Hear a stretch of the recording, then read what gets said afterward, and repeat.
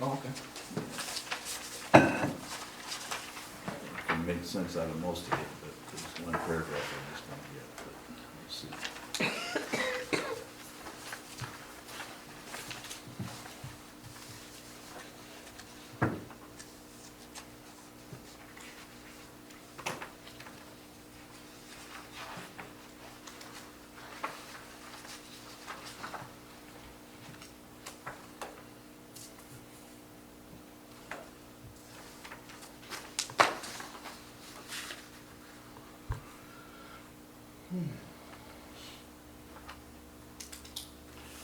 Why do they call it a campers association rather than a homeowners association? Was long ago it was created. That's what it And was the then. people in this room, for the most part, either bought from a long-term family or are heirs to the property. I mean, I just wonder, so that was the terminology that they used back then for a common, Well, I think it's because they were all camps to start out with, and they weren't homes. Yeah, no They one weren't. lived out there. you know, since I've been up here, that has been a puzzlement to me. Camp? I see these camps that are beautiful homes, Yeah. and they call them camps, and I said, whoa, I thought I was gonna go out there and see a tent, you know, but these beautiful homes, We all call them camps. camps. So They're if not you're in- cottages, they're camps. Yeah. So how, would my place at Eagle's Nest qualify as a camp or is it No, a you home? live there. Did It's it a start, home. yeah, did it? You have to yeah. go there, you can't. Oh, I see, you have to have another place, it's your Yeah. permanent residence, and Yeah. then that's your camp, okay. And some people have deer camps and some people have lake camps. Okay. Yeah, that's a good point. And some people have outhouse camps. Don't be us. Hey, you know, as long as we're, Probably can't get a short-term rental. Jim, I that thought you much. brought up an important point I think they'd all have last something time to say about it. about the public comment period The rest of them are and running what their we're sewers supposed to and do, probably the and lake. and then Lynn chimed in. So let me just ask you if I understand it correctly. So if somebody comes here and asks for a special use permit, and we have a public hearing on that proponent of the, or the applicant for the special use, they can address us prior to the public comment period. Is that correct? And then we could ask them questions back and forth. And then we do the public comment period, and during that comment period, we don't ask the people to comment any questions, but we can then ask them questions after the comment period is over. Correct. Yeah, I'm still confused about that, because I thought it was. I'm gonna put, starting next meeting, I'm gonna put, we used to have a little sidebar Yeah, on here. So I'm just gonna lay that out again, and it tells exactly what you do during a public hearing. I thought it was opposite of what Lynn said. I thought you could speak at the regular public comment, but if you wanted to wait and speak on the public hearing item later, you could do that. Then when you open the public hearing, that's when they speak. Correct. Okay, because I thought Lynn said the opposite. You could Oh, speak I at see. I didn't think about that part, but once you start the public comment, then You we let them don't- talk first. And we don't interact with them. No, Okay. not supposed to. But I mean, as far as the applicant person that wants this, whatever it is, that's not part of the public comment period. That's Right. them, Background. that's them like presenting it to us before the public comment period. Okay, got Well, it. we've kind of gotten away from that, because Jason asked some questions too, so we're Yeah, kind I'll stop doing of interacting with them, so I just kind of thought, all right, well then let's do that then, I guess, so. Yeah, yeah. And at the board meeting, we have public comment at the beginning and I think at the end. Yeah, Yeah. Well, we They do can too talk here, but- twice. for the public hearing part of it. It's different. So we won't, when we first do it, we'll just open it up for comments, then we'll close it, and then Jason will give the information, and then we'll just talk about it. Okay. I read the agenda item and then give me an opportunity to provide background, so there's some context. A lot of questions can be answered during that background portion. And I Oh. believe the applicant then has a chance to speak before you even open the public hearing. For background. Okay? Yeah, that's, So Jim reads the agenda item, comes to me for background. Jim asks the applicant to, present anything that they have, and then thank you very much, and then we're gonna now open the public hearing. Would you like to speak on behalf? You have 3 minutes. What about if, like, before we get to the public hearing part, during the initial public comment, people want a public comment on the subject of the hearing? They can do that, but They- you can't respond to that. But you can't respond to even in the public. not so supposed to. Anything in the public comment period, we gotta keep our mouth shut. Right, take some notes, and then if you have a question, Pete makes a comment on something, Uh-huh. write down what you were, how you responded, or what you thought about, or if you have another question for him, and then when you go back to those questions, then. But then we can ask, like, at the end of the public hearing, for example, when the public hearing is closed, and then we have to discuss among ourselves, we could also, like, call upon somebody I'm who waiting for him to raised the stop point talking. in the audience. Absolutely, yeah. Okay, Yep. thanks. All right, Bethany says it's 7:01, so we need to call, is this going? It is. Okay, so we'll call the July 27th, 2022 Planning Commission meeting to order. Roll call. Steve Hickman, Lake Enchantment. Dennis Ferraro, Eagles Nest Road. Bethany Cody, Lake Enchantment. Jim Johnson, White Oak Drive. Linda Winslow, Norwood Street. Jason McCarthy, Planning and Zoning Administrator. Approval of the agenda. Make a motion to approve the agenda as presented. Support. All in favor? Aye. Aye. Minutes from previous meeting, July 13th, 2022. I think I spelled a couple names wrong. Hankey's wrong. Yeah. There's an O in there, I know that. Okay. And there's someone called, let's see, I highlighted it. It's Bab or Bad or, wait, it's Sue Morris. Oh, yeah. Sorry.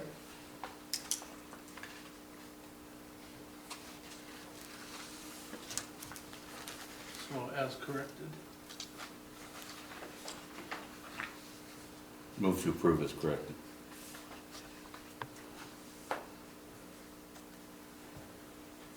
Or did you move to approve? Okay, I moved to approve as corrected. I'll second. Okay, all in favor? Aye. Aye. Yes. All right, public comment. Seeing no public here, I guess we won't have any comment, so we'll move on to new business. 6A, special use permit, public hearing request for a proposed medical marijuana processor land use on a property located within the general business zoning district. Parcel tax ID number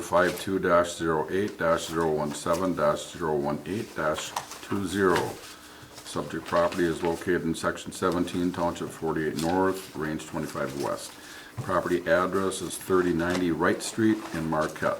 Applicant is Ottawa Innovations Processing, P.O. Box 297 in Marquette. Jason. So if you remember at the last meeting, we scheduled a public hearing for a zoning map amendment.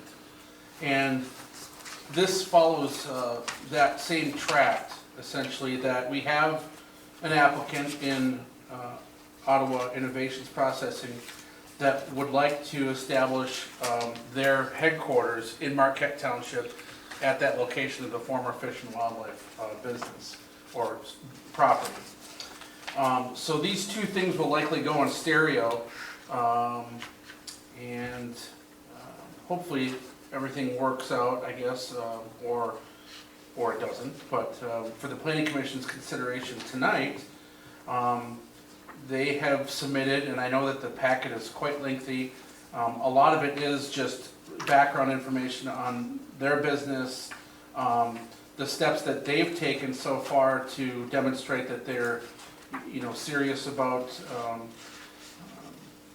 conducting these land uses and obtaining these marijuana licenses in Marquette Township. And so A, B, and C, essentially, even though they'll have to be voted on individually for the public hearing process, they all go together.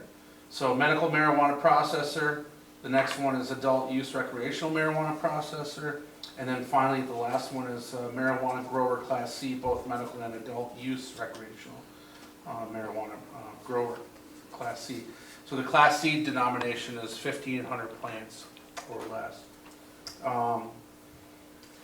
provided that the planning commission is amenable to the land uses, and provided that the zoning map is adjusted to clean up that split lot zoning that we have on that particular parcel.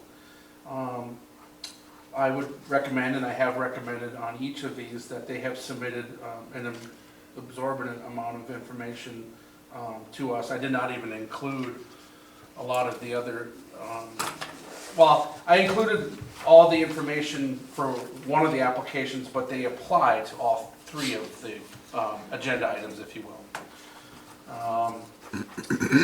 I believe they've submitted, like I said, enough information, including the pre-qualification letter that the state provided them, you know, letting them know that we understand that you're in the process of this and we do view you as being pre-qualified. So obviously they operate other instances. The old Elf site, they have a large grow operation at the old Elf site south of Ishpeming. So this is just another component of their business. And I anticipate that the reuse of the building will include probably some improvements to the aesthetic of the building at some point. If you've driven past there, which I know you all have, there's kind of a prison-like fence going around there.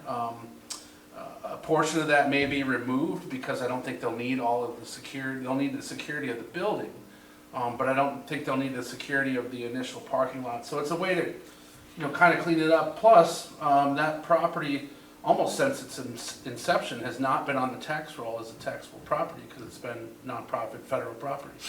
So this brings it back onto the tax roll. And if you looked at the information I believe I included from county equalization, that property is worth a lot of money. So that's great for the township as well. Your job is to discern whether or not you believe that these land uses are conducive to our community. And, you know, they provided a narrative, and I actually met with Joni Moore and her legal team about a month ago, and had a nice conversation. And then I kind of sent them on this tract of, okay, well, you've got a property that's split lot zoning, let's take care of that first. And of course, they're going to be leasing from Jim Odavero and the Highbridge Group. So Jim actually submitted that as the property owner, that request to rezone. These applications are coming with Ottawa Innovations as the applicant, and then Jim has signed off as the property owner, acknowledging that he's aware of what is being proposed. That's the gist of it. If you have any questions, I'd be happy to try to answer them. Again, there was a lot of information in the packet, and I believe that they submitted, you know, if you looked at the check boxes for what's required of a special use permit, they did submit quite a bit of information. Can I ask you a question? Why was Odavero leasing to the Fish and Wildlife? I believe so, Why yeah. wouldn't they be paying taxes then? They weren't. Why wouldn't they be paying taxes? Why wouldn't they be? Yeah, because Fish and Wildlife didn't own the property, Odavero did. I'll clarify that for you. I don't have- I'm just kind of Yeah, I curious. don't I mean, have he was the making answer. money, right? Well, it's I mean, 89. he was renting it to an entity. Does it matter if their entity is nonprofit or for-profit, or, and that's how the taxes are, property taxes are determined on that? Yeah, I can get you a clarification. Yeah, I'm kind of It's a curious great about. question. I'm curious about Yeah, that. that's a good question. Can I, since I'm on a roll right here, so they're asking for 2 special use permits Three. for processing in there. Oh, yes. Why would that be? Well, one's for medical and one's for adult use. 2 separate processing areas? That's required by the state. That's required by the state. How about for growing it? Recreational and adult? Those would be 2 separate licenses as well. But there's not one they're asking. We're only having 1 special use permit for that, though. For just the medical adult. Medical, adult, Use. medical/adult use Oh, yeah. recreational. Right. Shouldn't there be 2 special use permits there too then? Perhaps. Okay. And I noticed the other thing is that there's an indication that they're gonna be a Class C 1,500 plant limit at the above property. But on her application, she has a grower Class C ×2. So are we going to have two Class C licenses in there? Correct. One is medical and one is adult use, so I included them in the same agenda item. Okay, okay, because that's what her application is. Yeah, ×2 is both the medical and the adult use. But it only needs one special use permit. I believe the grower Class C is a single land use regardless of whether it's medical or, But the processing is separated differently? I mean, it's not any different material that they're processing. I mean, unless they're processing in two separate areas, how do you separate what they're processing? yeah, that's a good point too. I guess if you were supportive of what's being proposed, Yeah. you could schedule under, let's say, item C, we could split that up and recommend a public hearing on each of those. Would that be a separate cost then for that special use permit? They didn't submit it that way. I mean, if we break it into two, they would have to pay twice then, right? For each special use permit application? I would have to clarify that. Okay. Maybe the state doesn't require that for growing. That's what I'm saying. I need to clarify that. This Okay. is all new to me. Yeah, too, okay. so. So then they would get two licenses, actually they'd be getting 3 to 4 licenses here? One for each class of growing? It would be 4 licenses, well, 3 at least and perhaps 4. At 5,000 a pop? Yeah, they've submitted $15,000 worth of checks so far. So that's just for 3 then. Mhm. Yep. But I would, they're I asking would for think 4. they'd know, but I would think she knows too, and I'm not gonna rely on her answer alone. I'll talk with Roger. I'll give MTA a call on it. Just curious. Nice catch. I think they might have mentioned this before, but I don't know if, I can't recall. Did they say they were gonna be hiring a certain amount of new people to staff this place, or is it gonna, they're gonna bring their existing staff? That's a question you can ask them at the public At the public hearing. I'm hearing. not aware Okay, of whether or not they are or not. all right. I thought it said 7 there, if I remember right. 70, 7, 7? yeah, for their headquarters. And I don't know about the growing and processing, so. Yeah. Because there's kind of like 3 different things. There's gonna be the headquarters, corporate headquarters, Oh, okay. which is one thing, and then the processing, and then the growing. And we've got, we have 4 available licenses then, right? Yes. Okay. Yeah, these land use categories have not been extinguished yet. Is this going to prompt an agenda item that we might want to create more, or? I can keep you apprised if we receive, a bunch of requests and I have to say, no, we don't have that license anymore. But we haven't got any. No, Okay, okay, I think the market's fairly saturated in the Marquette area. okay. Thank you. Not with these particular types of land uses, but certainly with the retail component. Yeah.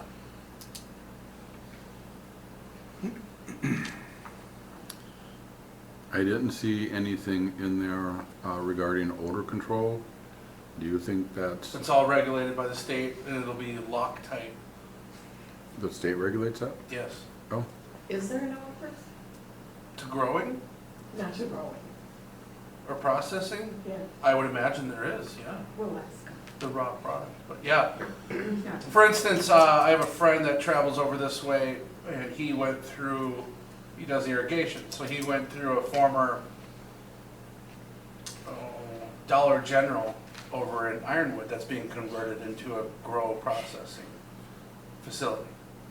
And they have the steel, trusses and frames and girders, and they cut half that thing out towards the wall to put in the HVAC system. So, the state regulates this on a much higher level than we do, or that we would want to even. It would be a nightmare to facilitate that. So, yeah, the state regulations are much more restrictive than anything we could provide by zoning. However, if you read through our standalone marijuana ordinance, it does cover all of those things as well. But you don't have to worry about odor control with retail then, for these other places that we already allowed. I believe it's regulated in retail too. The Yeah. state does? Yes. 'Cause I can remember talking about that though when we had the public hearings on it, the odor control with them, because, I would imagine it would have been a major deal at the state level too. okay.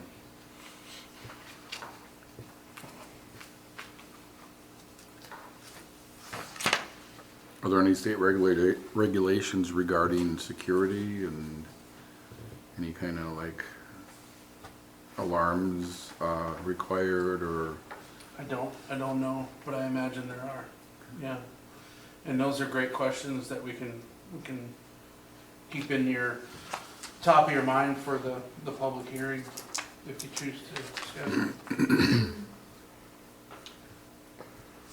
This will bring additional money from the state of Michigan Yeah, to the the excise. community.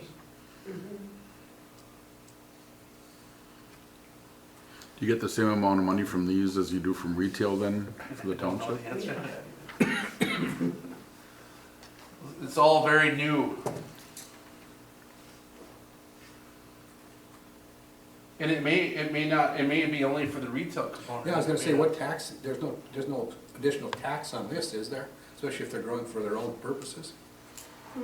I don't know if it's based on The license. the taxes at the retail point, Yeah, 10% or whatever it is, so that's where that's what's generating the money, you know, in that. If they sell to Fund. other places. Right. Yeah, those are all tremendous Good questions. questions asked. And what about the one across from where Bonanza was, you know, that, from Arizona, I believe, when we approved that? Nirvana Center? And anything, No. is their license up pretty quick?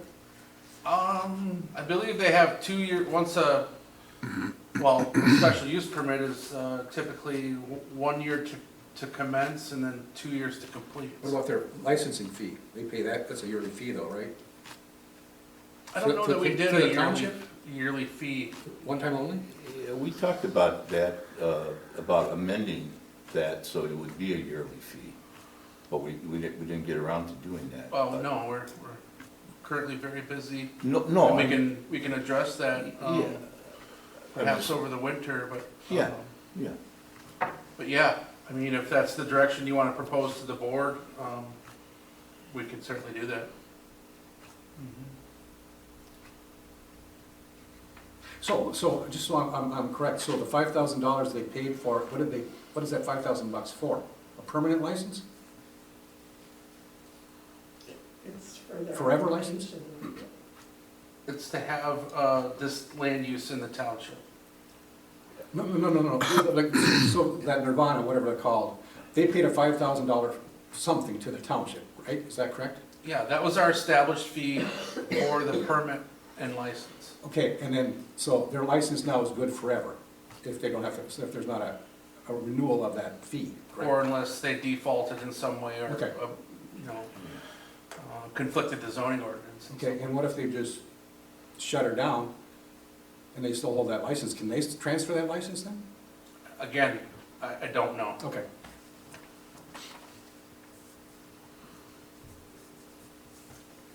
They probably could, it's kind of like a liquor license, I would think, with approval from the local township and the They state. must have something from the state though. I Yeah. don't think that's allowed, but It's I not don't allowed. have the answer. do we, I'm sure it's in our records somewhere, but we have the anniversary date of the approval of the ordinance. So maybe we could, prior to that anniversary date coming up, we could put something on the agenda to discuss making this a yearly fee. And then you probably have to get Zappa's opinion as to whether or not, So a yearly fee just to get more money from, yes, yeah, $5,000 every year to have this license. But then again, so you gotta be careful with that, right? that's why I was saying Or maybe a Zappa, small renewal fee, $500 a year. Yeah, that's what liquor You know. licenses are, $680. Because that way, if they decide not to do it and their license is up for renewal, I mean, there should be some way for the township to get that ability to provide that to someone else. I mean, otherwise, they could just sit on it. Yeah. But if, you know, if there was at least a fee to keep it, you know. So you gotta be careful about retroactivity, you know. So that would be, I think, something for Zappa to look at, if we were gonna do that. Okay. Jason, on this property on Wright Street, was there any correspondence from any of the neighbors with like any No, concerns because with they haven't this? gotten their public hearing notice Okay. yet. That comes next. Correct. So if you guys schedule the public hearing, then a bunch of things go into action, including an ad in the newspaper, and then everybody within 300 feet gets notified. That, the public hearing for the division, or the land division of the landowner, that's scheduled for August 10th. Would these public hearings then be coincidental with that? Hold on. I would think they'll have to get that all approved, the zoning, the ZBA meeting. And then So this is two Devereaux, public hearings for the text amendment and then for this. Yes, those letters have went out.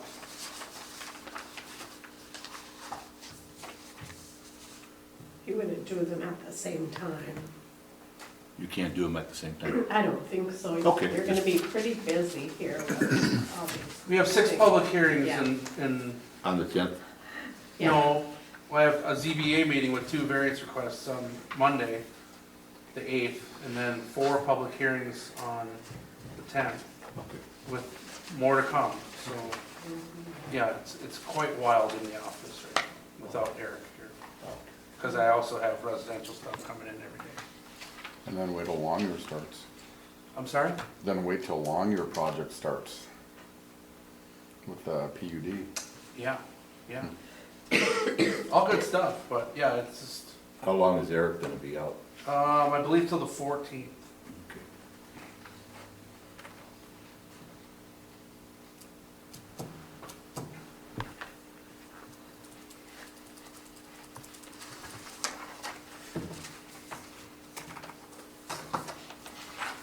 So I'll make a motion that we schedule a public hearing for the special use permit for A, Okay.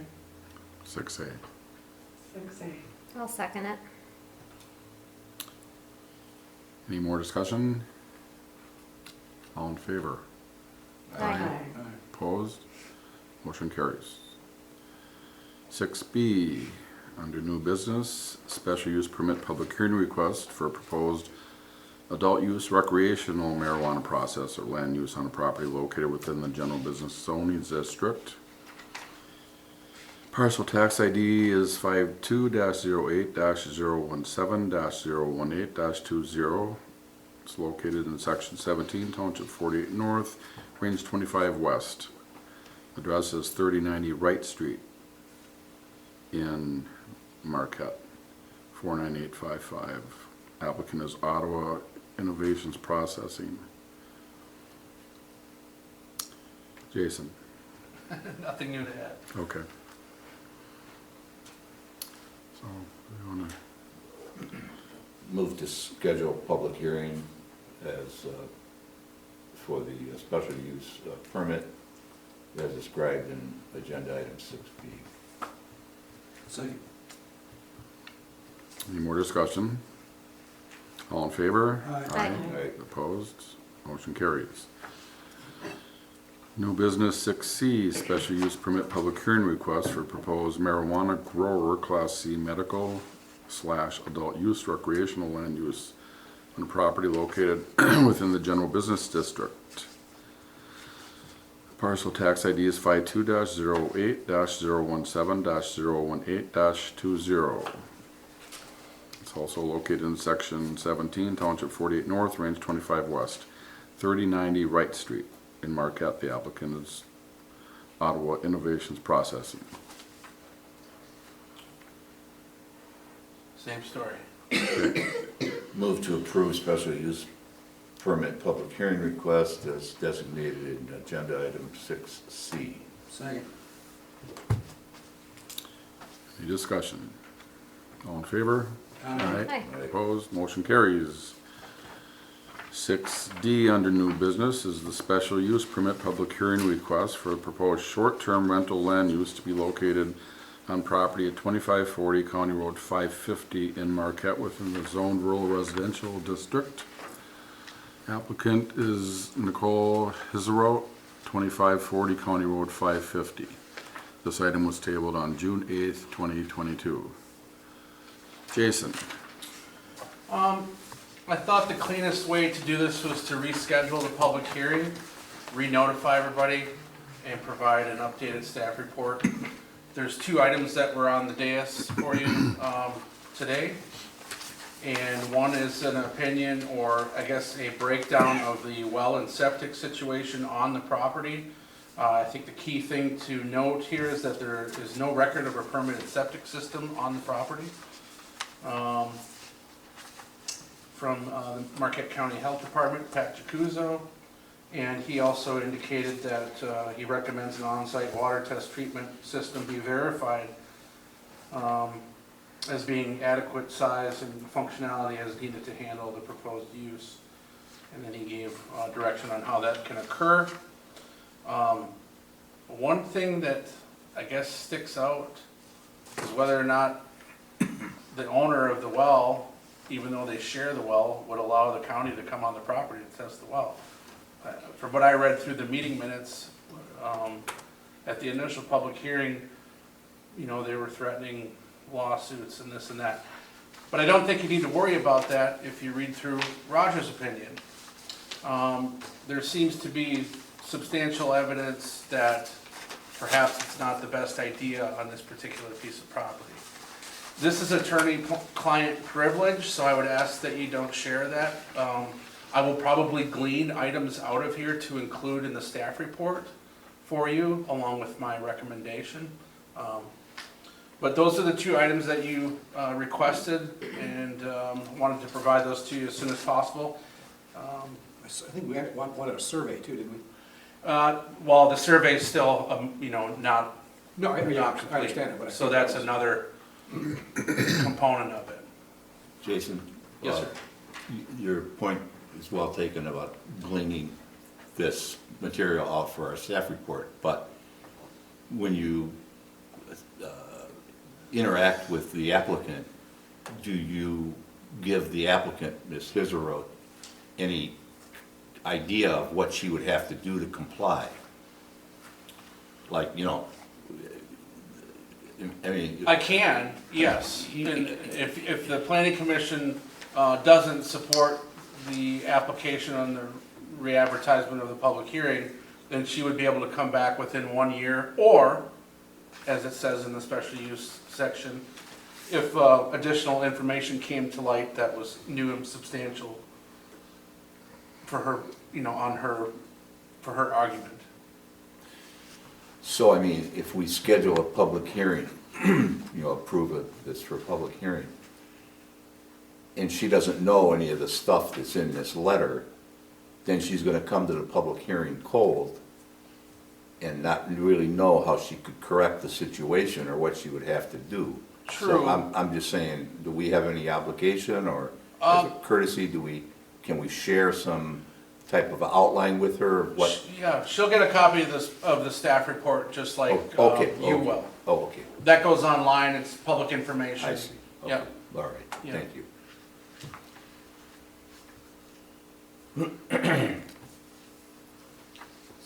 So I have a question. The current resident can refuse to have the health department check their well, right? Perhaps. And if they check their well and it doesn't meet requirements, then they can't use their well. Neither of them would be able to. Okay. So you can see the conundrum. I can see that, yeah, that would be a huge deal. The owner of the well wouldn't be able to use it if they don't Not let if the it health doesn't department check pass. it? Right, Well, if they allow the testing, and then they would be. if it fails the test, just like their septic fails the test, they can't use it. This is one of the more This is a complicated big ones deal. I've ever been a part of. So can the health department to go to anybody's house with a well and say, we want to test your water, and if you don't let us, you can't use it anymore? I don't know You'd about have to that. ask them. Well, why in this case could they do that, but not in other cases? Could they say the homeowner can't use it if they're not gonna let us test it? Well, because the homeowner is sharing it with someone who Yeah. doesn't But own not the legally. well. I mean, there's no legal, She they thinks can they say, are. they could say, all right, I'll just shut it off, go into her house then, and I won't supply her with water. Nicole has no plan on putting in her own well. Okay. Hmm. That's what she said. Yes. That was in the meeting minutes from, yeah. So, yeah, this is very, this has implications well beyond just Correct. a short-term rental, in my opinion. Well, but it says right here that the health department recommends. It doesn't say it requires. It doesn't say by statute you have to. It says we recommend. They can recommend that I wash my windows in my house too, but that doesn't mean I'm gonna do it. I think if your well water is contaminated, they can make you not use it. I think that's true. But that's up to you to test your well. Well, Health like- department can't make you test your well. You folks asked for an opinion Yeah, on the right, well. and Yeah, no, I'm just That's saying what that, yeah. the health department is saying one thing. We recommend that because of this, that this should happen.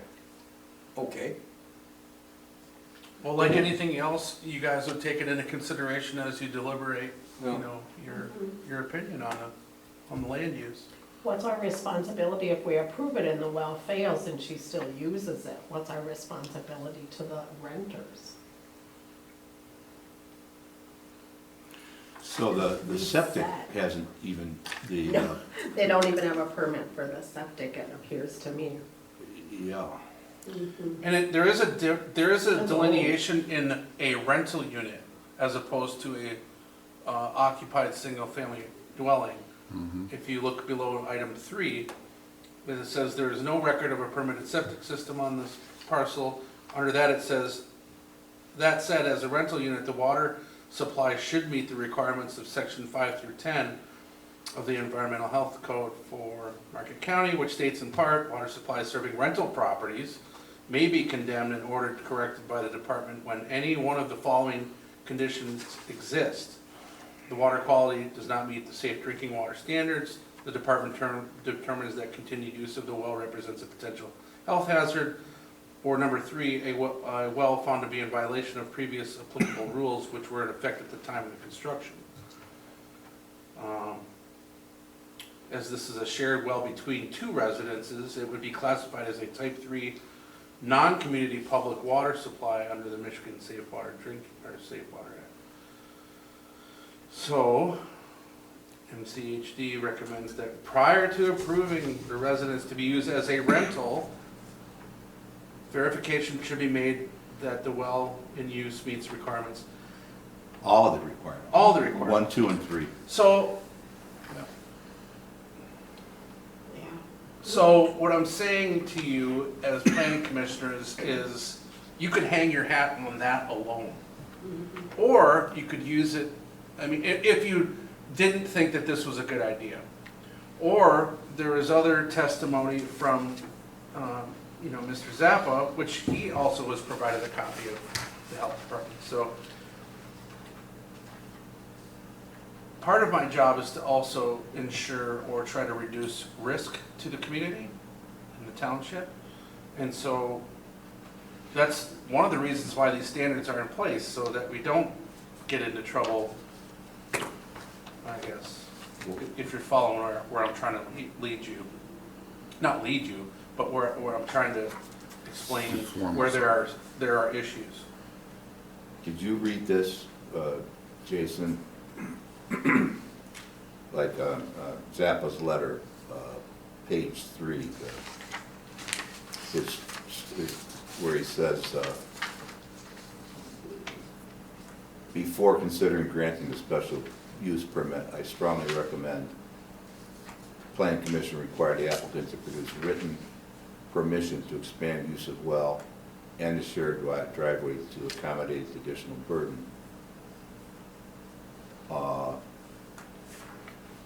So is that something that we could make as a condition to granting a short-term rental, that she, Approving it with conditions?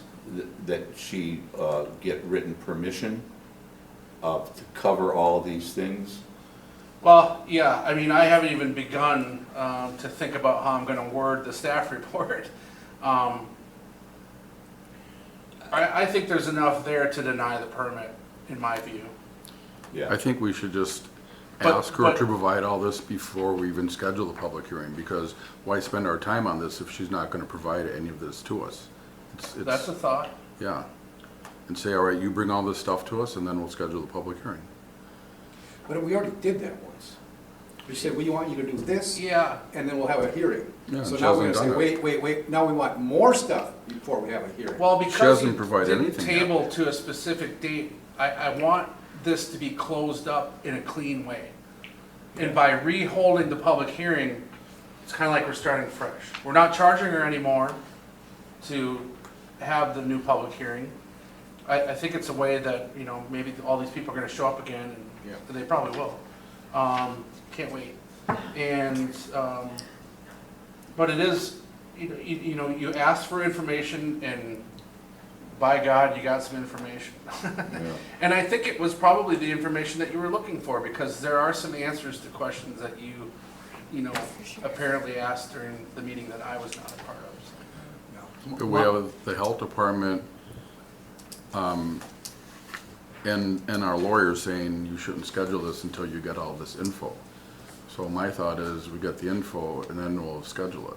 Or not, they didn't say this, not to schedule, but not to grant it. Right. So Right, so let's I don't know, I schedule it. think we should get all the info before we even schedule a hearing. Otherwise, it's gonna be another Yeah, hour and a we're half not or giving 2 them a hours date again. of No, talking about all this, right away. and if she doesn't supply any of it, it's gonna be all for nothing again. Okay. That's my thought, but She hasn't supplied anything as of today. No. Correct? No. No. and she Nor do knew- I- She knew she was supposed to. Nor do I think she has the financial means to. With respect to, well, you know, survey's not a big deal, No. but, well, it is. It is a big deal on the lake, I think the cost would be a big deal. right, Yeah. for a survey, right, for us. I'm talking about that as opposed to having her own well, Yeah. having her own septic system, which is now on record with the health department, which there's no septic on record there. See, that Where is it going? would be my biggest concern right there. Because then it is the health, safety, and welfare of the general public. If they don't have a approved septic system, and they're that close to the lake, and they're that close to groundwater, So that's what I'm saying, okay? From my view, have the public hearing, deny the permit based on these items. Okay. She can come back next year if she takes care of all these things. Okay. Or she can Okay. come back once all those things are taken care of and ask again, because there's other new information that wasn't previously, you know, that's clean. provided. I like that. So let's say we schedule this public hearing, and we, as you say, we have these reasons to deny it. How do we present that to her at the public hearing? We just, are we gonna have like Well, a John, statement? Are we gonna have John a Marks statement? used to bring motions that he had pre-arranged to the meeting for the zoning board of appeals, and he may do it at the board level too. Which is fantastic. I mean, he's a former legislator, so I get it. That could be something that you could think about, you know, paraphrasing certain items, saying, you know, Inasmuch as there's no record of any approved septic system or well testing on the property, we cannot approve this. the very reason we exist is to protect health, safety, and welfare. There are health, safety, and welfare items in here that go far beyond anything that we've ever approved. Okay, so in other words, in the discussion prior to approval or disapproval, after the public hearing, public hearing's closed, we then talk among ourselves. One of us could pipe up, or all of us could pipe up and say, inasmuch as there's no evidence that there's any, I'll do it for you in the staff report. you'll do it for The us. staff report will be damning. Okay, fine, okay, got That's it. what I was gonna say, I think Yeah, No, that's for you to keep. if we're gonna follow that format where you give all the info first, I think it would be beneficial to everybody. Exactly. Not to waste your time talking Exactly. if they know we're gonna deny it. Well, I'll just say, the planning commission tabled this item previously because they requested some more information. I am in receipt of an attorney letter which has attorney-client privilege. I'll give you the bullet points from that, and we also have correspondence from the health department which states the following. For those reasons, my staff report recommends that you do not apply or approve this permit. However, you can say in this, and I can go on in that too, you know, the applicant may apply again in a year, or if there's new information. Okay. That gives her quite a laundry list to take care of prior to coming Yeah. back to the township. yeah, sounds good. And it doesn't make us have to listen to the same thing all over again for. No, I'll be the back next cop in this 2 hours. situation, yeah. But we have to protect ourselves here. Yeah, no, I got that. Okay. I make a motion to approve special use permit public hearing request as stated in our agenda item 6D.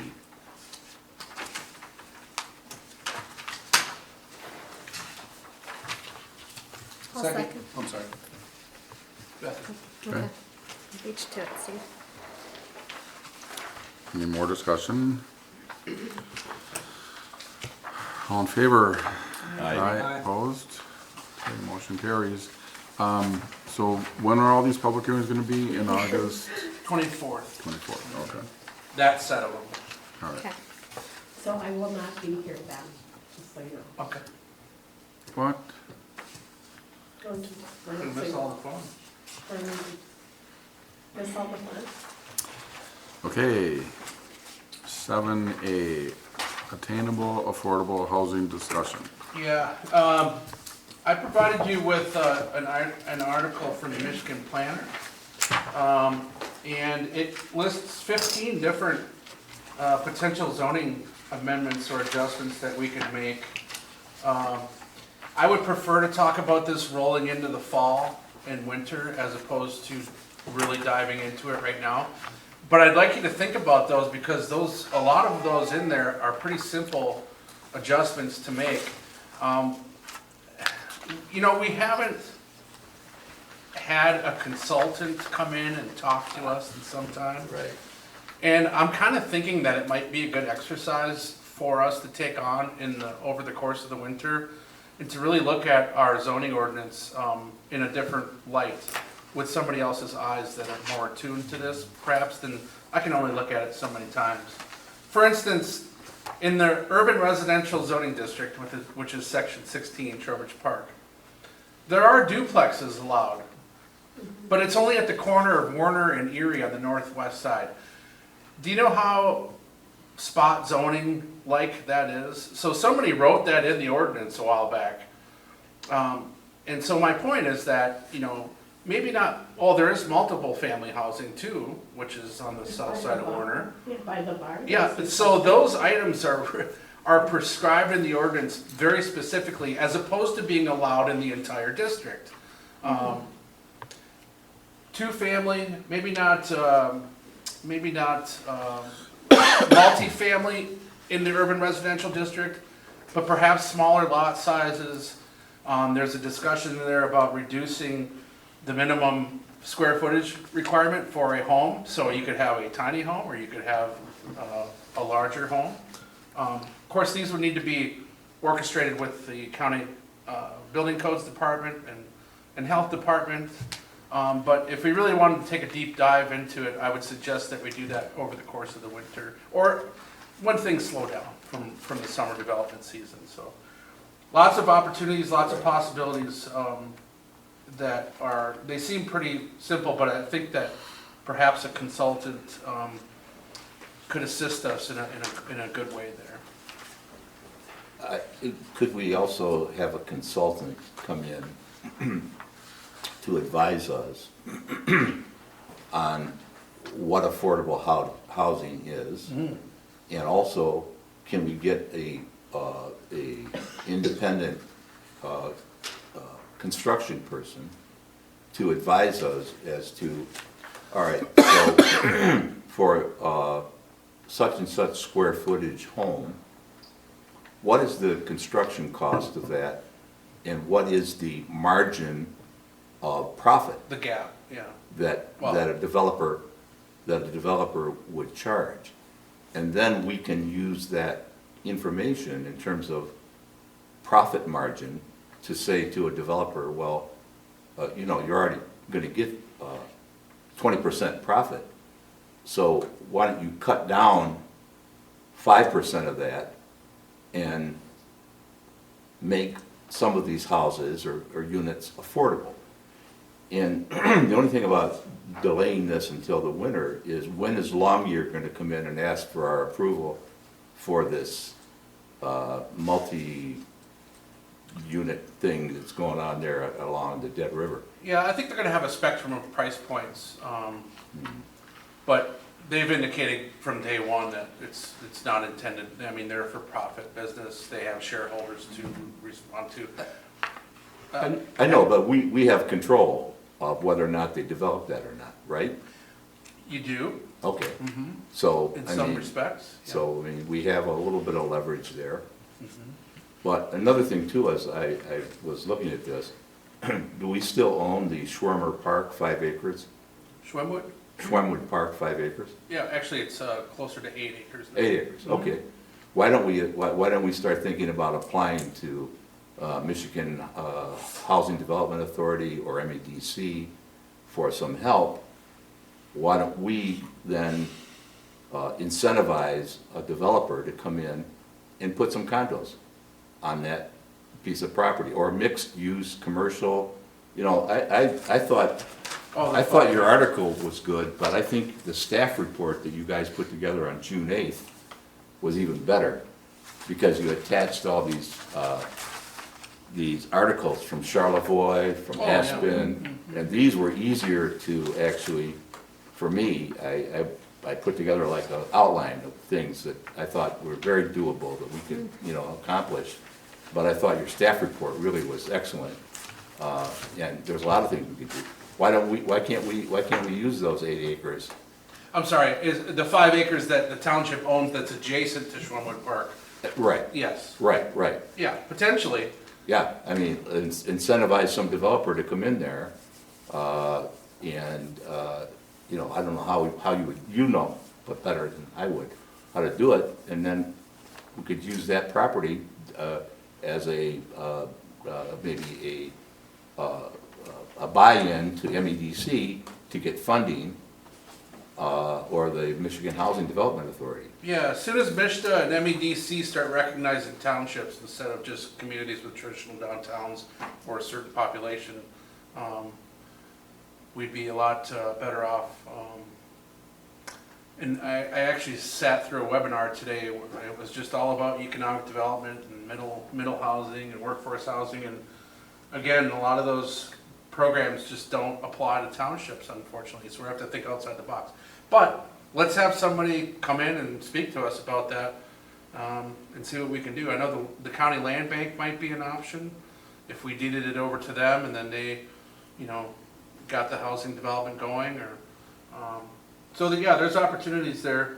I just haven't had a lot of time to drill into it beyond that lately. Oh, yeah, no, I get that, I know, this is like a big deal to do It is, something. yeah, it would take a few months, I'm sure. Oh, but at Work least, through it. yeah, but I mean, we have that property, Yeah. so why not, and, you know. Demonstration site of sorts? Yeah, and actually, isn't it like, you know, there was a lot of talk in this material that you provided about walkable communities, communities that are, where you have residences and buildings, and I mean, that area there is right, there's a lot of, you got the trail there, you got a lot of, you know, accessible points of community interaction there. Yep. I mean, that'd be a perfect spot to maybe start on. Yeah, that's certainly one location that comes to mind. The document that I sent to you today, in today's packet, deals with those things on a more holistic level.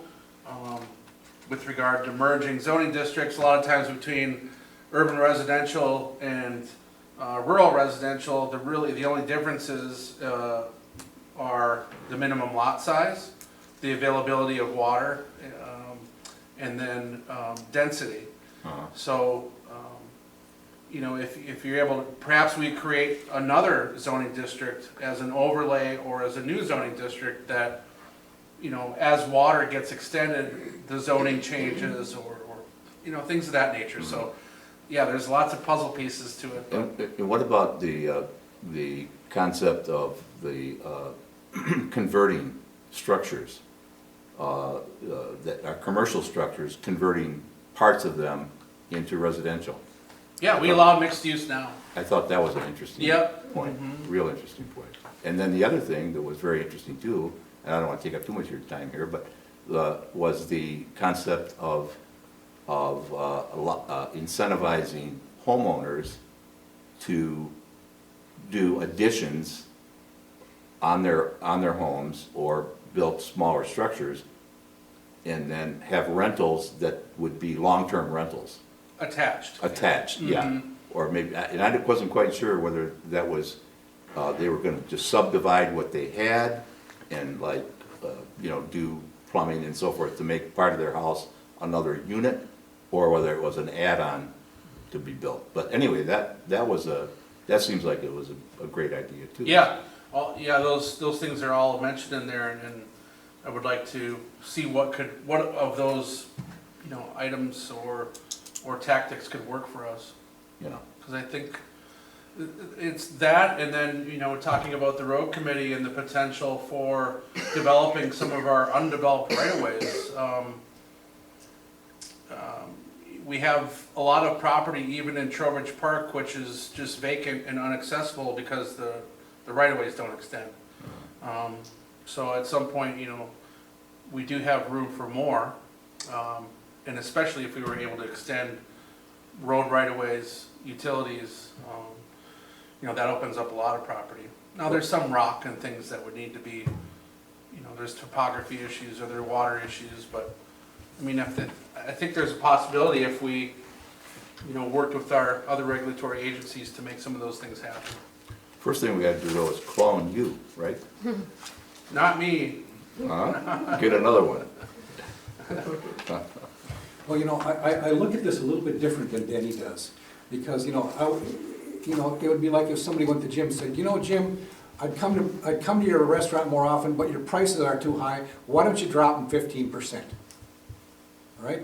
Versus having a builder who's taking on responsibility of liability, licenses, all that kind of stuff, and why don't you make 20% less on this house?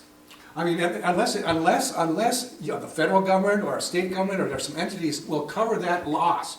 Subsidizing through MEDC. When I first got married, I lived in subsidized apartments in Ishpeming, right? I think they were through HUD, something like that. Developers or investors would pay for it. You know, there was a sliding scale based on income, you know, when I was 18, poor, kids, all that stuff. I paid less for an apartment than somebody who had a different income level, Right. and there was a subsidy for that.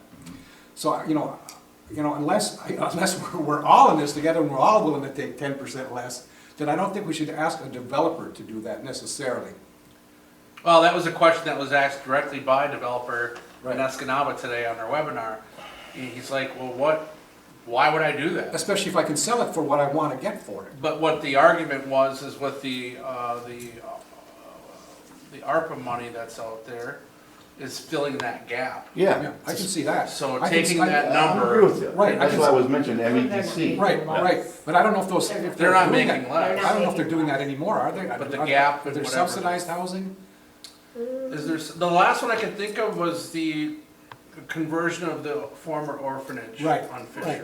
You know, and as a total aside, I went through Marquette Real Estate today, just to see what's for sale. There's homes for 160, 180, 210. I mean, what kind of price points are people looking for that they want to buy a house for? You know, so I mean, they're not all $600,000 in Marquette.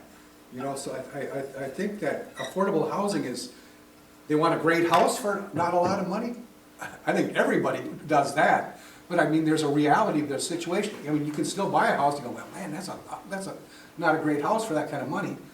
So I don't know where you get a great house for a little bit of money. Perhaps it means, and the benefit that we have is that we have like 54 square miles of property in the township. So in areas that we perceive growth to happen, for instance, north of Huron Woods, when Longyear initially indicated that they wanted to convey the land and have it developed, they had indicated 5-acre minimum parcel size. But certainly, we could have extended rural residential up in that way. That would have made 1-acre minimums for well and septic, and smaller lots for more affordability. I would think that a home that's on a 5-acre lot, as opposed to a home that's on a 1-acre lot, would probably be different.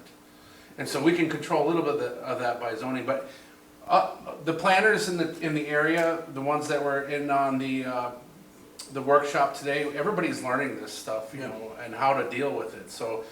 But you're asking for a great Longyear questions. thing, wouldn't that be moot anyway of what the zoning is? When they're going for a PUD, they can put in whatever they want, whatever size they want if we approve it, right? That's the reason that they're going for a PUD, Yeah, right? okay. So when World War II ended and there was a huge need for housing, has anyone looked back at how that happened? CCC? Well, you know, there's a couple of things. There was a huge need for housing. People came home, they started families, they built houses. What's the county's position here in terms of cooperating with the township on solving this problem? I mean, what's our interface with they got the money, right? They got a lot of money. They just got a bunch of money from ARP and from a lot of things. So, and I pay taxes and I get Eagles Nest Road plowed, but that's about it. Garbage. Well, I pay for the garbage. No, you I still pay get it, you still get it. I pay $18 a month, right? So anyway, all I'm saying is, where's the county on this? What are they doing to help us solve these problems, or are they working on it too? We just don't know about it. How can I? Be diplomatic, are you? Yeah, so I always think, you know, as a former Marine, you always had a chain of command and things kind of came down from the top. And so in our case, the state should be leading the charge, which they are in effect with these programs that are being introduced. And the county completed their master plan recently, so now they have to implement that plan. And what is the county doing to implement their plan? One of the tenets of the plan is to have affordable homes. So yeah, I agree that there's a hierarchy and that, you know, the county in a lot of respects should be leading the charge on a lot of things. But that's just not the case. I think we lead the charge on a lot of things. Marquette Township gets asked about how do we start a road millage? How do we do zoning text amendments to have dark sky lighting?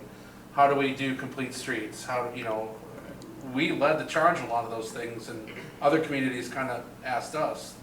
You know, Dulce's farmed out to other communities now. I get farmed out. I've taken on some other projects too. So, yeah, we're proud of that as staff. You know, Well, you look toward whoever is successful.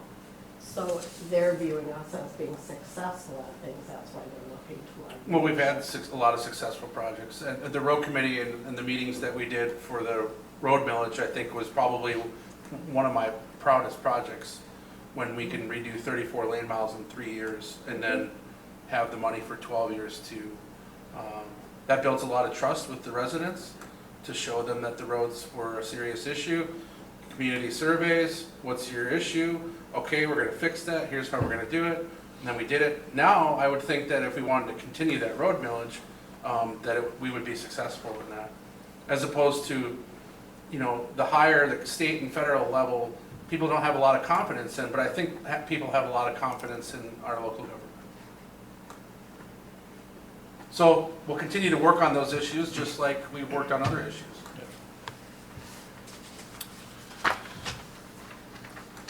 Okay. Let's move on to the 7B, the CIP discussion.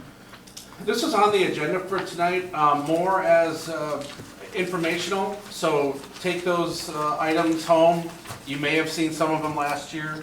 I wasn't able to get both, Lenny was off today, so I couldn't get the department heads here from DPW or the fire department, but we can if you want to request them.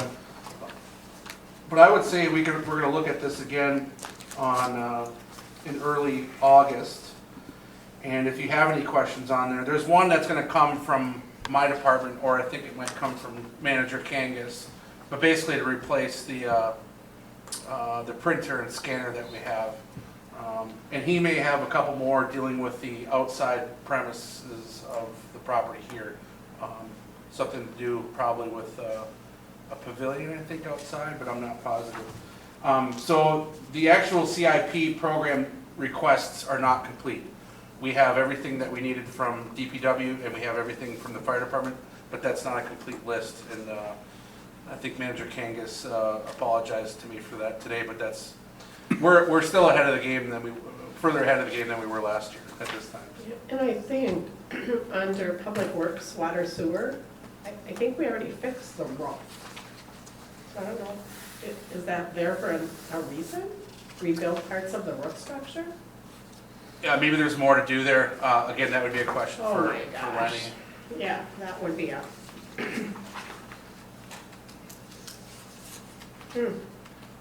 Yeah, I don't see anything from Parks and Rec in this. As you said, it's just not complete. Right.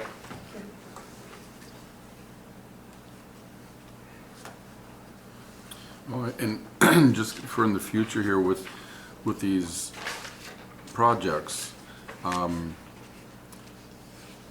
guess it would be helpful somehow to, I don't know, if you could do it or the manager, but kind of put in order what he thinks we need first above and beyond everything else. Because, I mean, some of these projects are millions of dollars and, you know, how do we decide which one is best for the township if we don't really know what you and him are thinking? Right, yeah, well, there is that checkbox on there for, you know, what urgency level is Right. believed to be. But so many of them are Or essential. essential. I Yeah, counted 10 Yeah. essentials. Lenny likes so, essential. I mean, I remember when we were doing this a couple years ago, I just said, can't you just rank them and, you know, what you think is the number one project the township needs, and then go down there by like that. department? Yeah, for everybody, one, you know, out of each department, or if, So then that recommendation would go to the plant, or to the township board. because we don't know enough about all this to say this is more important than this. So how can we do this? You know, what do we recommend and what do we not recommend? Okay. I think we all have a problem with that. The township board doesn't have enough knowledge about that. So Well, that you're would be not, great. yeah, you're not engineers, so, Right. yeah. We No. live it day to day. To me, it's really difficult to try and figure this out, what to do, and Okay. Okay. that would be a I big will help. follow up with that.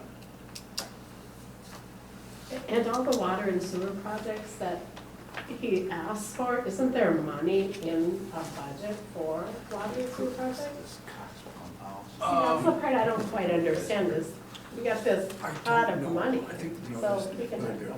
or essential. But they come out of different pots though, you know, for these Well, I know, but CIPs. tell me how and much money's in the pot now. That's tell me what I where you mean, can we don't know spend that it. either, and, Yeah, it's just like at home, okay, we have this much money, you get a new fridge or a new dishwasher, yeah. that's it. If we get more money, we might get something else, Mhm. Yeah, 2 lawnmowers instead of 1. He must have brought something with. No. okay, under correspondence, 8A, 760 Lake Enchantment Road, property maintenance update. Okay, so, legal counsel, I wanna wait till Steve's paying attention. Legal counsel directed me to get, several quotes on cleaning up the property. I have, one quote, and I'm working on scheduling the sheriff's deputy to go out and meet with a couple of other contractors in the area. I will say that, the property owner came into my office last Friday, begging for another month to clean it up. And then came in dirty, sweaty on Monday, said that he had hauled 2 loads out of there. Said that he had 4 more loads he was gonna haul out this week. And I have not had a chance to relay that to Attorney Zappa yet, but I will. I guess the benefit is, and I haven't, this is all hearsay by the property owner. I haven't been out there. I'm gonna go out there before the end of the week to check on him. I told him I was going to. He's actually a very nice gentleman. I guess he coached hockey before in the area. It doesn't give him any bit of excuse. The property is beyond a lot of other properties when it comes to property maintenance. We did talk about the vehicles. There are 2 that are going to be leaving the premises, and there's 1 that's sold that's got to fix the brakes on. There is progress being made, evidently, but I'm not going to stop from getting quotes to clean it up. In case Can I ask you what you're gonna clean up? What are the parameters of the RFP for those guys? Go out there and clean up the 300 tires and the, Yes. 14 garage door panels and 16 broken down snow blowers and snowmobiles, all of that is gotta go? It'll be identified by me going out and pointing to everything that needs to go. Okay. So that's in progress. Hopefully by the end of this week or early next week, we'll have 2 more quotes. I'll give those to the attorney, and then he'll decide on, a course of action, should it remain the way it is. If there's progress, then I would like to give the guy a chance to keep going on it, because there's been no movement on it up until the point where I had contractors visiting his property. But, I'm gonna say something, because I have a personal investment in this. We've been grinding on this for 3 years. He'll get somebody to come out there and say something, you gotta clean this mess up, they'll move something out, they'll, make it, put lipstick on the pig. People forget about it, and it's worse the next time. I don't think giving another month and another month and another month is gonna solve anything. I mean, something's gotta be done. I understand, because I corresponded with Roger Zappa. He contacted me, actually, and he got a hold of me. The deal was that one of the people that is a partner in that ownership group, the 3 separate owners, is going to pay to have that trash hauled. Let's get it hauled. Let's get it hauled. Yep. Okay, so what are we waiting for? That was the agreement that they made with the judge last fall. Right. It had to be done by June 1st, or it was gonna be cleaned up. It's almost 2 months later. What is going on? Appreciate your comments, Steve. As I stated. I'm personally invested in this, so I'm not that pleased with what's going on. Yeah. I mean, it's right next door. I can stand there and look at that trash all day long. Yeah, I understand your frustration. Yeah. So, as I stated, I've got 1 quote, and I'm working on 2 other quotes to give to the attorney. I think from that point, he's gonna go to the judge that made the ruling initially and say that they missed their point, and here's 3 quotes to clean it up. Please give us a ruling to allow us to clean it up. Yeah, let's get going.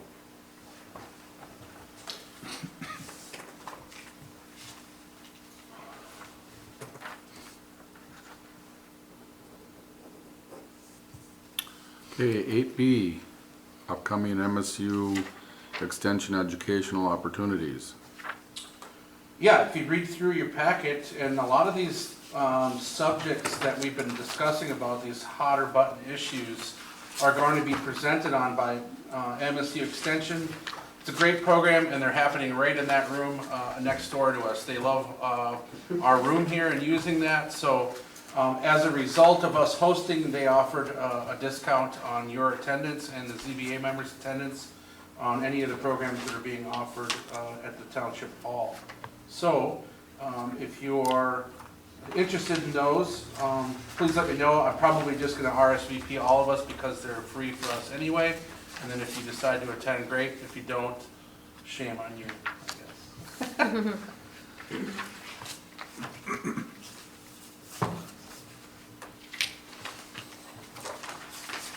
So do you want to give us some recommendations as to what we should attend?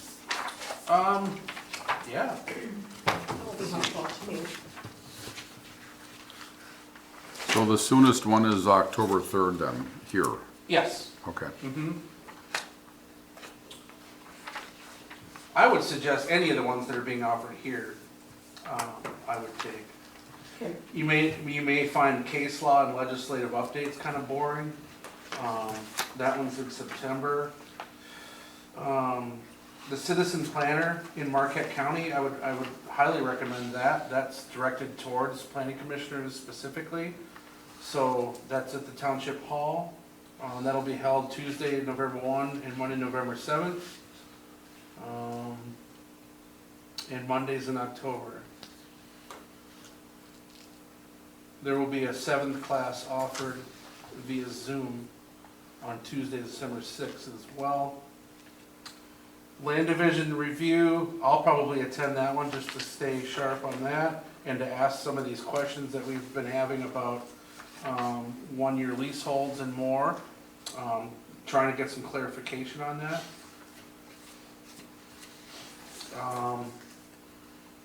Department of Treasury, that probably doesn't stand out. Most of these are all webinars, huh? Mm-hmm. Or at least the availability to have a webinar. And then there's the Master Citizen live webinar series. Planning and zoning for solar systems and GIS visualization tools for land use decision makers. The GIS one might be interesting. Solar systems, I'm not sure. One thing about solar systems that I like to make, and I think we discussed this before, about making residential rooftop systems a permitted use as opposed to a special use. So we can all attend both of those, hopefully, so that we can get some answers on what other people are doing. So yeah, I would say the Citizen Planner course is probably the one that you would want to try and make. Can we go to parts of it, or do we have to go to the whole thing? Let's see, program will be held on Monday evenings from 6 to 9 on the following dates. I think it's just one evening for 3 hours. Yeah, that's what, Mm-hmm. that's Okay, what it so says. just one time. So just one of those various dates.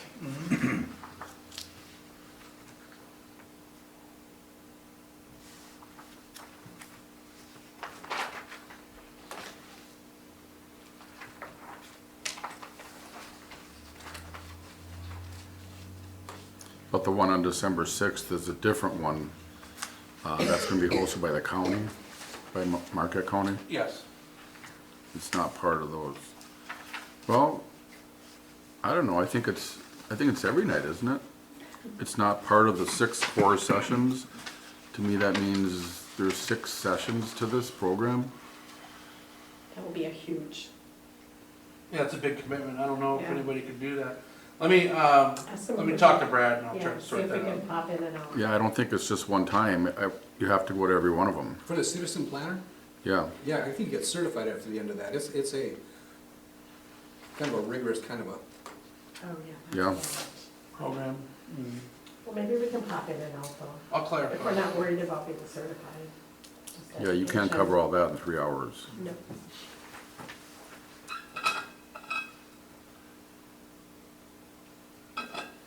Yeah, December 6th by the county. They'll go find out what they're doing. Maybe.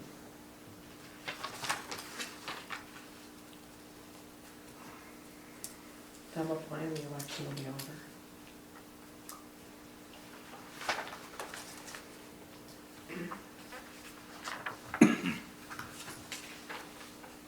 We already scheduled all your public hearings. I still have to introduce myself. Okay. Oh. Public comments coming up. That's what I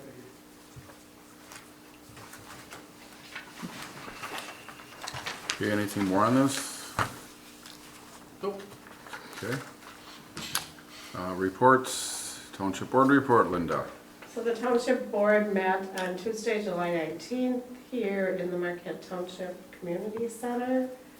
There was some discussion about an increased cost for technology, so you'll see that increasing in the budget. There was some discussion about MTA dues. We agreed to fund it again at the highest level, so that means all of us can take advantage of the programs that are offered for free. So maybe if Jason sees something that he thinks we should maybe pay attention to, we'll hear about it from Jason. The manager had a great evaluation, and that was it. Other than Randy Vitari was encouraging people to vote. We have about 3,300 voters in the township. 1,249 are on the AV list, and he had issued, on the date of that meeting, 665 AV ballots, and he already had 331 back. So in my mind, that's a lot of AV ballots for a midterm election. And it's a primary. So How do you get those? you just ask. There's an application to fill out. Online, or do you have to come down here? You don't have to come down here, you can actually have it mailed to you. Okay. Yeah, and I can tell you that you don't need a reason to ask for an AV ballot. So you don't have to be old. Used to have to be old. Yeah, they do it, they've got a quick turnaround. The day of the last meeting, I came in and got a application from Andra and filled it out, brought it back in the Dropbox. Randy Rithari gave the ballots to me that evening for me and my wife, yeah. Yeah. So we just, So lots really of, quick turnaround, yeah. so use that if that works for your life. That's what I'll say. Lots of people are using it. Okay. Rec committee report? The rec committee did not meet this month. We had, chairperson was out of country. We had another one that's on the injured reserve. And hopefully we'll get together here in August. The road committee did meet, but they didn't have a quorum. But I understand they briefly discussed potentially putting a street light on Lake Enchantment Road somewhere at the request of one of our residents out there. Okay. So that'll be coming through the chain of command as they make a recommendation.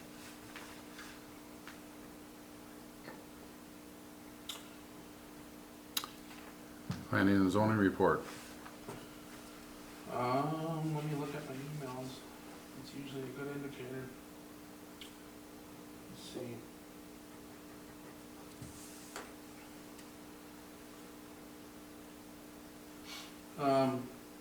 I've got a stack of residential permits that's this high that I've approved since Eric's been gone. The public hearings are probably my main focus. There's lots of administrative work, even with one public hearing, let alone 6. There'll be a ZBA meeting on the Monday the 8th. 2 variance requests. One's for a shed out on Lake Enchantment for a 5-foot setback reduction of the required 10-foot. And the other one is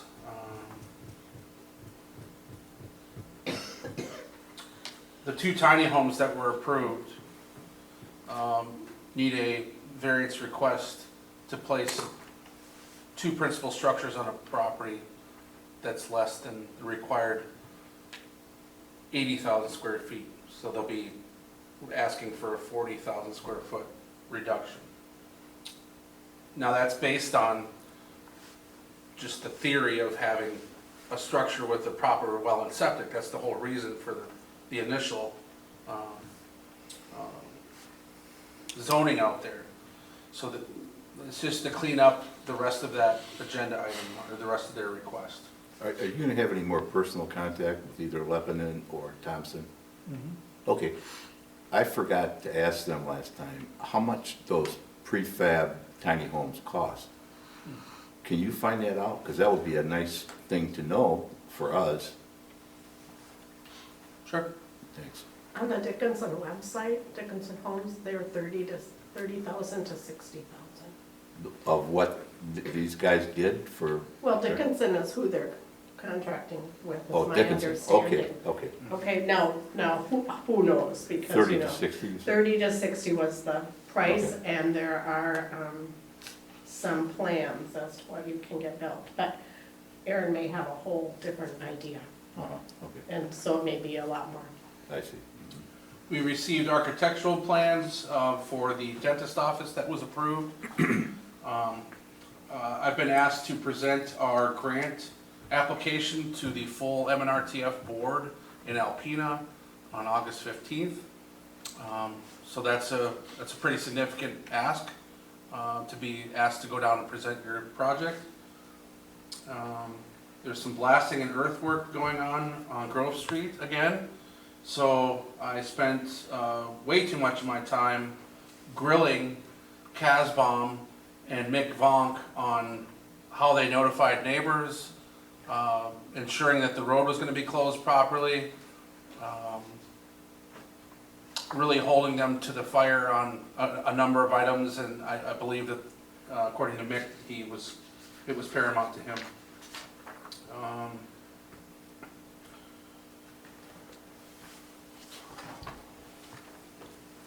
Looked like they were blasting further back than where that rock is.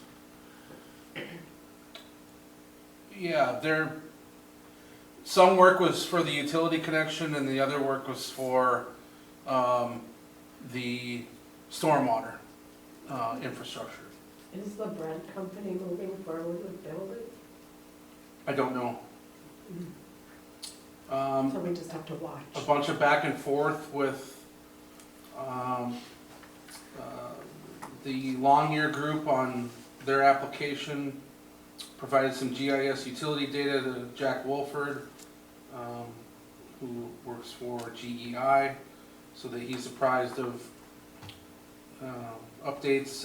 Got a purchase agreement over to the Scott family regarding the purchase of the property over there, or at least our grant application. Because they're using a realtor, there's some realty law that indicates that, you know, it's illegal for them to not show it to anybody else unless they're under contract. So provided we get this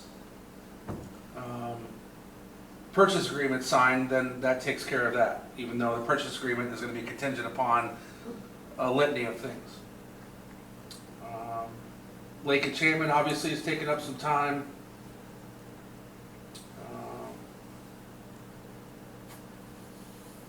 We had a question from somebody who wanted to purchase the former Nip and Tuck building, or I think it has been sold. They talked about putting in a driveway to get to the back of the property.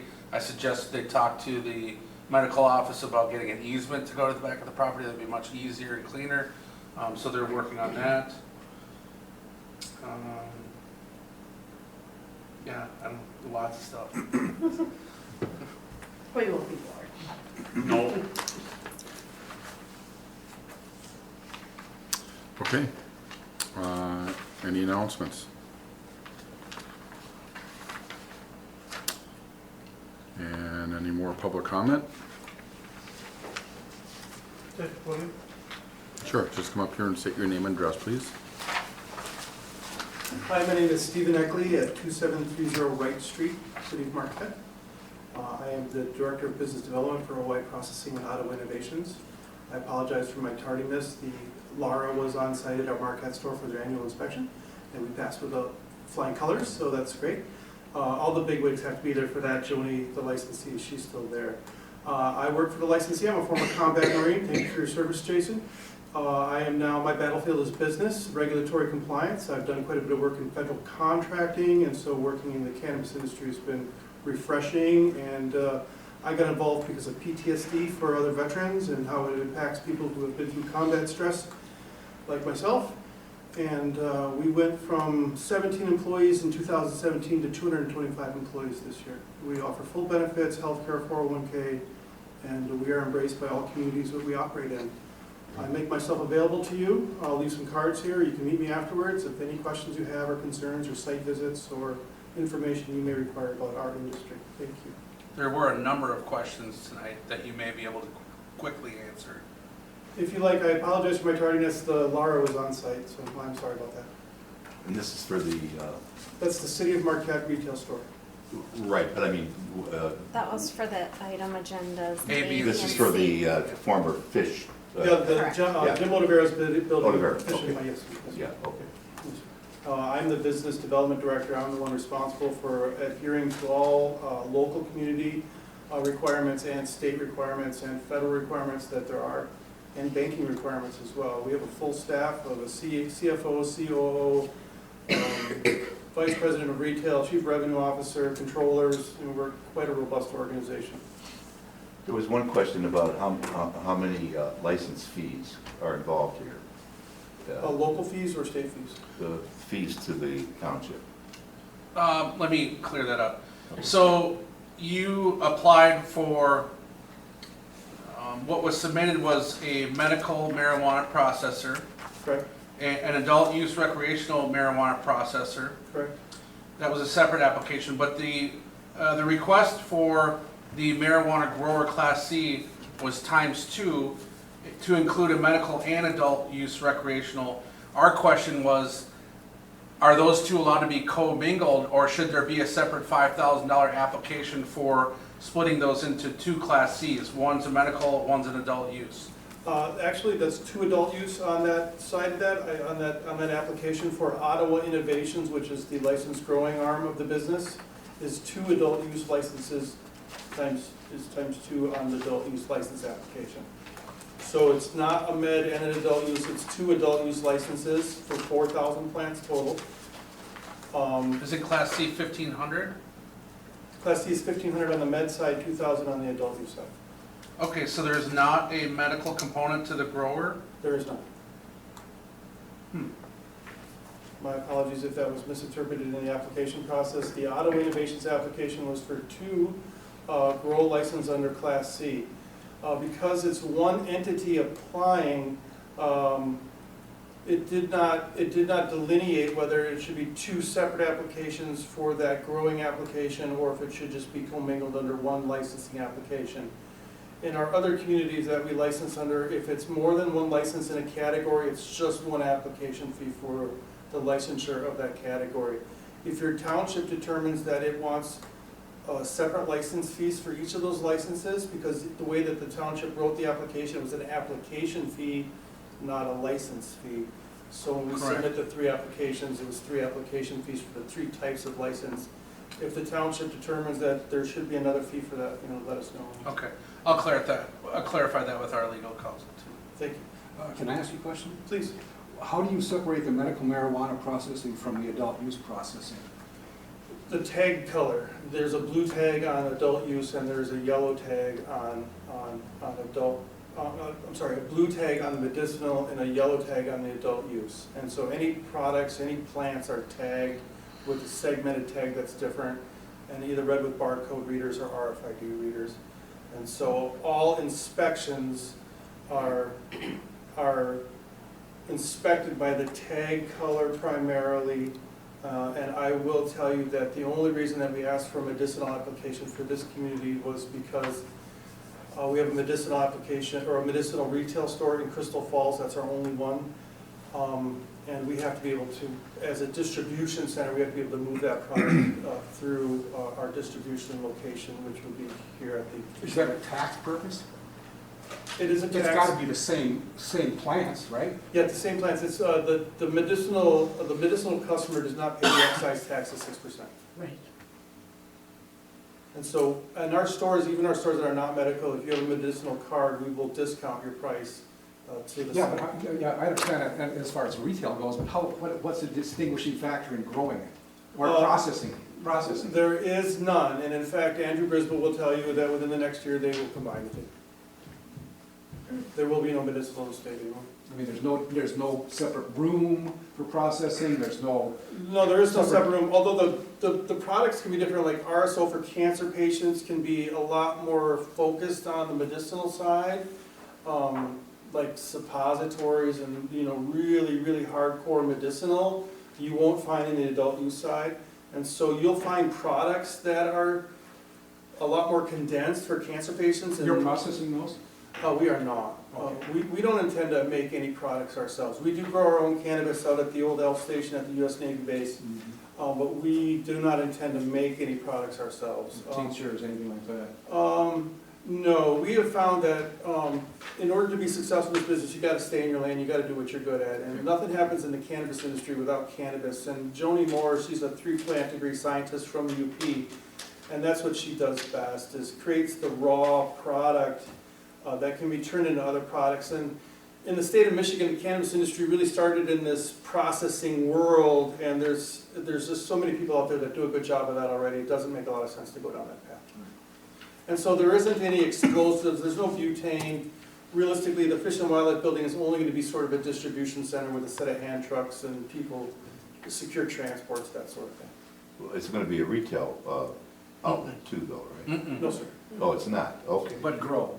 We'd like to grow at some point. We want to have a conversation with the community about all the different aspects that are important to you on lighting, on security, and, you know, we'd like to get the distribution license or the processing licenses as soon as possible. It really helps us with protecting our inventory and loss prevention. But we don't intend to produce any cannabis at this site, if allowed, for at least a year. There was some discussion about changing the facade or the look of the property itself. Do you know anything about any plans to remove fencing or put? Well, the fencing is a security benefit. There'd be a conversation with the community, whether that they like the fencing or don't like the fencing from a security standpoint. Obviously, the buildings are fully secure and locked down and have cameras, and is the fencing a benefit to the community? That's up to you. Do you want it to go away? I just wanted to know if you knew of any plans for the. No, I'm not aware of any plans. Mr. Rivera is a very pleasant person to work with and was very open to anything that the city may, or the township may require in order to move that along. We don't have any immediate plans other than right now to ascertain whether or not this is a viable site for us on our goals. We are using it as a corporate office now, which is fantastic. We've got some great employees out there. And it's been a wonderful blessing. We were operating in the back of the Marquette store, and we're no longer operating there, which is nice. Are you anticipating hiring more people for this facility?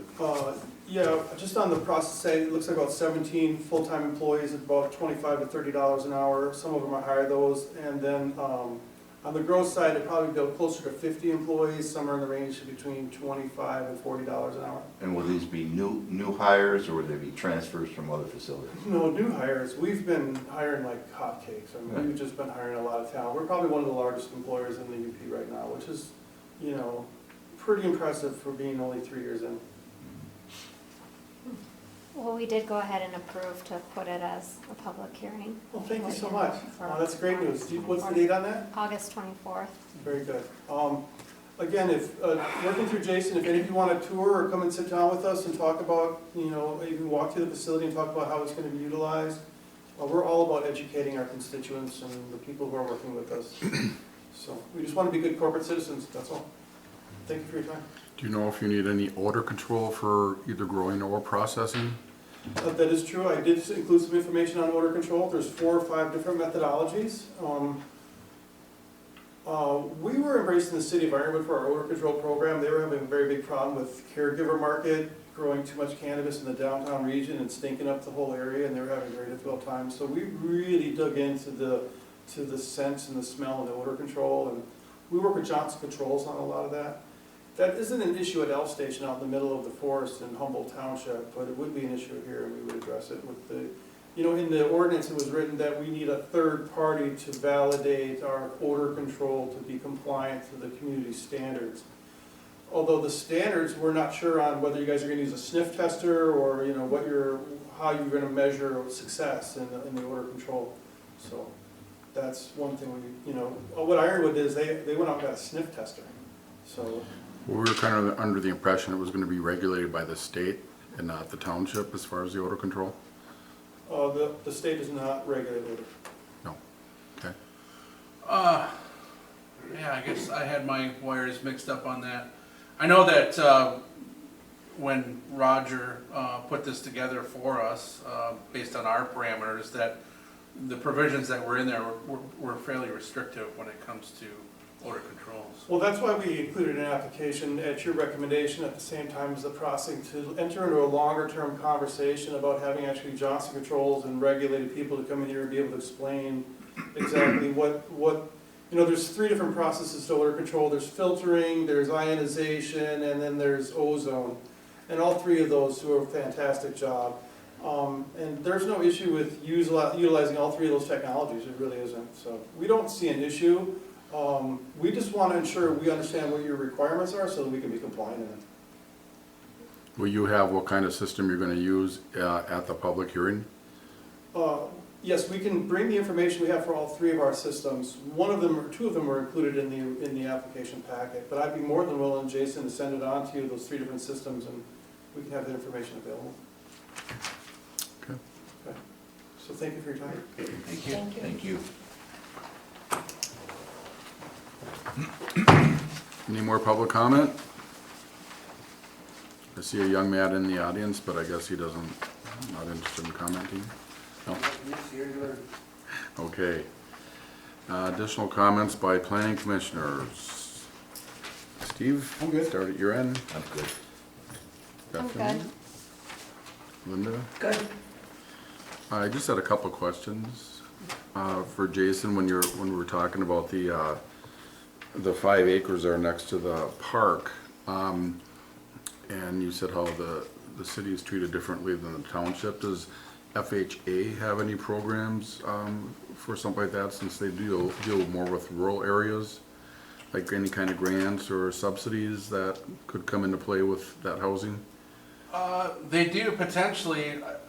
It's always been my understanding that the board wanted to sell the property to another entity to develop it. If it's a recommendation to the board, or a suggestion to the planning commission, to the board from the planning commission, that we go in a different direction and decide to develop it ourselves as a demonstration site, then I would start to explore those opportunities. Okay. And along with that, along your property then, if we're gonna redo the zoning ordinance, would you think that it would be wise to try and do that with along your property and have more of a mixed use in there, where you have rentals, townhouses, condos, single-family houses, instead of just single-family houses like they're proposing? Well, I think they do have a mix of uses. We're definitely not gonna make a zoning text amendment ahead of their application, which is likely coming in the first couple weeks of August. Okay. And then we're gonna have to act on it. But, I do believe that there's some ability for the planning commission to work with the applicant to adjust the PUD to a point where you see fit, or, you know, there's gonna be a lot of people that come into this room when that public hearing happens, that are concerned more about traffic than anything else, more about traffic than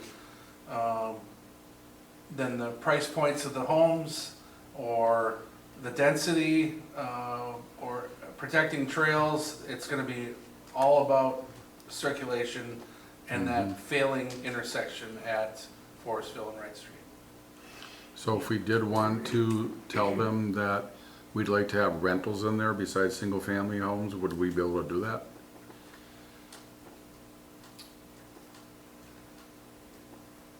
I don't know. I mean, I wouldn't go into it that way, but I think some of the things that you might be able to work with, you know, they're up against some things even in the PUD language. For instance, the density that they're proposing can't be any higher than the density that's allowed in an urban residential district. And that's about 10.89 dwelling units per acre.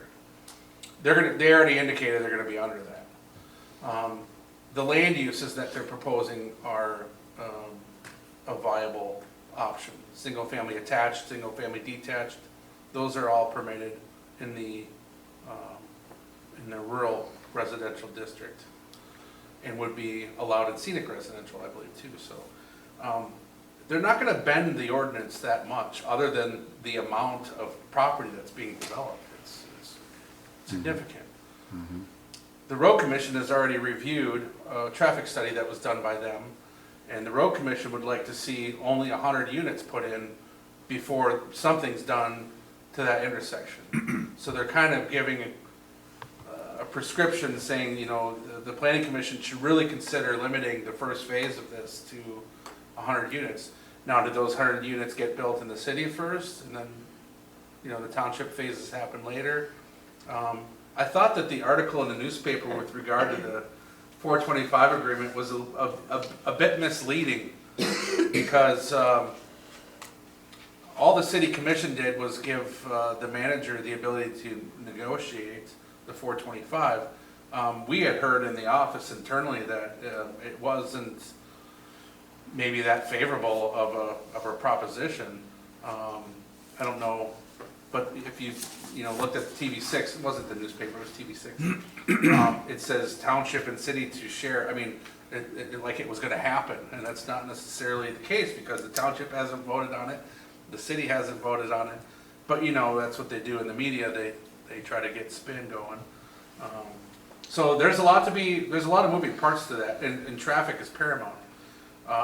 You know, if you read through that language, and I hope you do before, you know, certainly before the preliminary plan comes through, you know, there are still always those general health, safety, and welfare provisions in there, and I would say that traffic and safety of the moving public is something that's within your bailiwick that you can hang your hat on, or at least ask for more information on how do you plan on, you know, that was the first thing I asked, how do you plan on, of course we want housing, but how do you plan on addressing traffic circulation?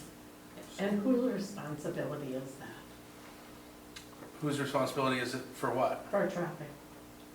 For the intersection? For the Well, road. it's all of ours. I mean, the road commission may control the roads, but as a planning commissioner, a planner, you have to think about that too. I mean, that's 1,000 trips a day, and on top of what's already coming there, so, Well, that's bad. This is Forestville and Wright, correct? correct. No. But Yeah. that's the road commission that's gonna determine how safe it is and where it's gonna be located and all. Obviously, we don't have the engineering know-how to figure out, well, that's the best place for it, right?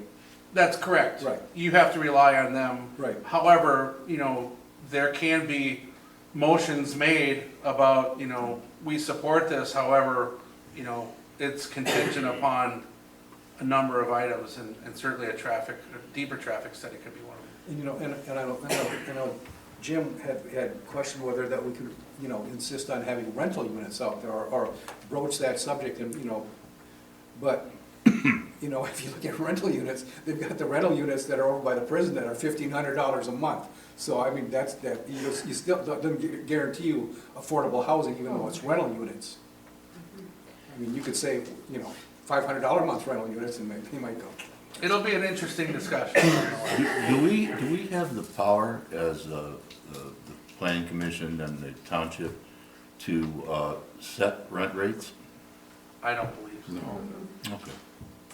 So who's responsible for paying for that upgrade of that intersection? Well, Combination.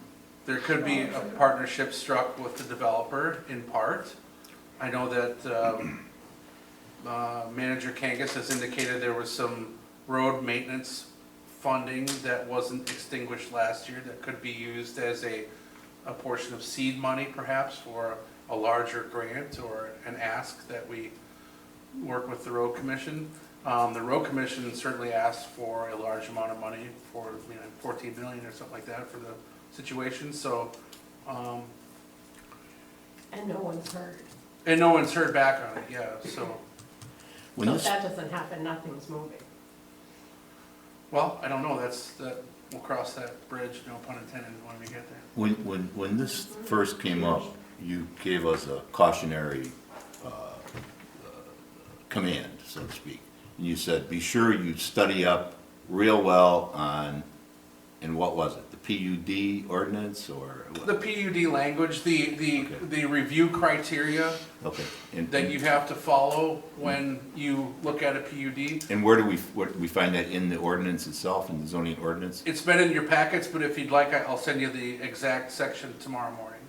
Okay, great, yeah, because, thank you. Okay, and the last item is with the situation up in Oak Hills where they were kind of thinking about asking for water and sewer up there. the two residents who were kind of spearheading that had their own wells dug. So I think that's kind of, in case anybody's wondering, the township, I don't think anybody's interested in doing that anymore. Okay, yeah, I did receive a call from one of the residents who had a vacant piece of property next to her that she said that the owner said that she could use the well, but the well was 35 years old, and I just immediately pumped the brakes on that and said you need to get a hold of the health department and see if that's a viable option for you. If it is, great. I said that's outside of our purview. You know, well and septics are administered by the county health department.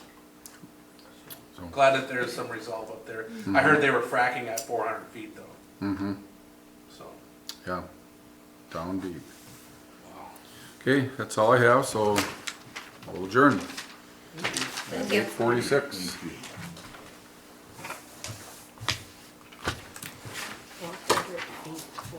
I have to apologize, my phone went off like twice. I have it on mute, but you know how you put those like life alerts so that you turn your phones off like at night time or something, Yeah. it will still come through.